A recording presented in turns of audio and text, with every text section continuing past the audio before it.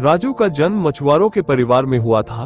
उसका बचपन समुद्र की लहरों के साथ खेलते बीता, लेकिन जब से उसकी मां का देहांत हुआ, राजू का मन नहीं लगने लगा। उसके पिता रघु एक सख्त मिजाज के व्यक्ति थे और चाहते थे कि राजू भी उनकी तरह मछुआरे का जीवन अपनाए। एक दिन राजू अपनी नाव लेकर गहरे समुद्र में मछलियां पकड़ने जाता है।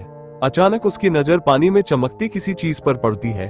तभी पानी में से एक सुंदर जलपरी प्रकट होती है। डरो मत, मैं जल की परी हूँ। तुम जैसे लोगों की मदद करना मेरा कर्तव्य है। लेकिन तुम कौन हो? इस समुद्र में क्या कर रहे हो?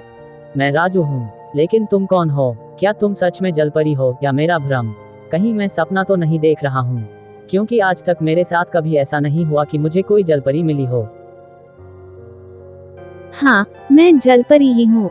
मेरा नाम नीला है और तुमसे मिलकर लगता है कि हमारी मुलाकात यूं ही नहीं हुई है।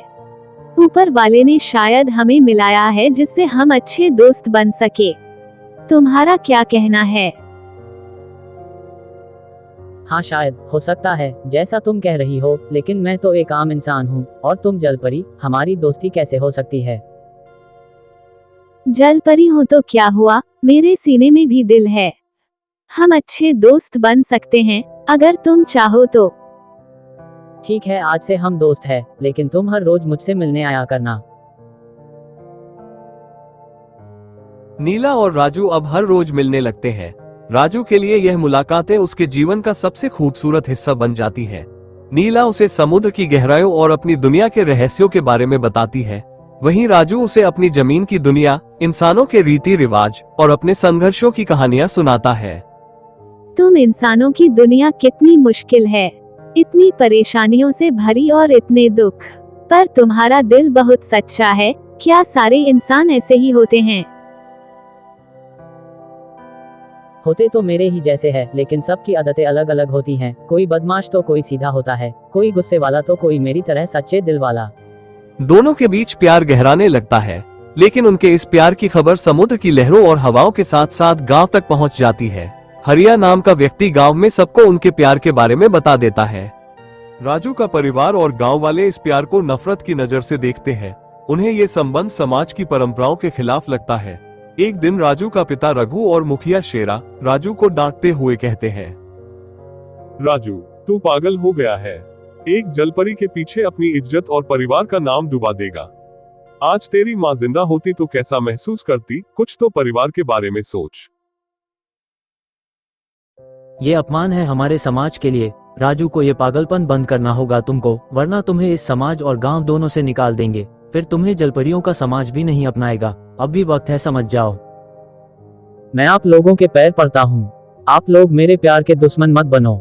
मैं और नीला एक दूसरे से बहुत प्यार करते हैं। आप या तो हमें स्वीकार कर लो या फिर जो सजा देना चाहो दे दो। मैं नीला को किसी भी कीमत पर नहीं भूल सकता। राजू को घर से निकाल दिया जाता है। गांव वाले उसे ताने मारते हैं, लेकिन वह हार मानने को तैयार नहीं होता। वह नीला के प्यार में गाना गाता है। जब तुझसे मिला दिल बेकरार है, तेरी हंसी में छुपा मेरा इंतजार है। पानी की गहराई में तेरा प्यार ढूंढा है, पर डर है कि खो न दूं तुझे इस बार है। नीला ओ नीला, मेरी दुनिया तू है। इधर नीला भी अपनी दुनिया में कठिनाइयों का सामना कर रही होती है। जलपरी समाज उसे इंसानों से दूर रहने की चेतावनी देता है। वे कहते हैं कि इंसानों का स्वभाव स्वार्थी और धोखेबाज होता है। अगले दिन नीला और राजू फिर समुंदर के किनारे पर मिलते हैं, क्योंकि दोनों को ही अपने अपने समाज से निकाला जा चुका था। नीला राजू को एक गहराई की बात बताती है। समुद्र की गहराई में एक जादुई मोती है। वो मोती इंसानों और जलपरी की दुनिया को जोड़ सकता है, लेकिन इसे पाना बहुत खतरनाक है। जान भी जा सकती है। अब जान जाए या कुछ भी हो, हम साथ में रहेंगे। इस मोती को जरूर लाएंगे। अगर हमारी कोशिश कामयाब हुई तो जरूर एक हो जाएंगे हम। समुद्र के तल में उन्हें राक्षसी मछलियों और जादुई जल प्राणियों का सामना करना पड़ता है। उनसे पार होने के बाद वो दोनों आखिर में जादुई मोती को पा लेते हैं और आपस खुशी से झूम उठते हैं। वो दोनों उस मोती को समुंदर से बाहर समुंदर किनारे पर ले आते हैं। राजू और नीला जादुई मोती लाने में सफल होते हैं, लेकिन मोती को सक्रिय करने के लिए किसी एक को अपनी दुनिया छोड़नी होगी। राजू ये बलिदान करने का फैसला करता है। अगर मेरे जाने से हमारी दुनिया जुड़ सकती है तो मैं तैयार हूँ। मैं इसको सक्रिय करूँगा। नहीं, तुम्हारे बिना ये प्रेम अधूरा है। मैं इसको सक्रिय करूंगी। जैसे ही नीला मोती की ओर बढ़ती है, वो जादुई मोती में खो जाती है और मोती भी गायब हो जाता है।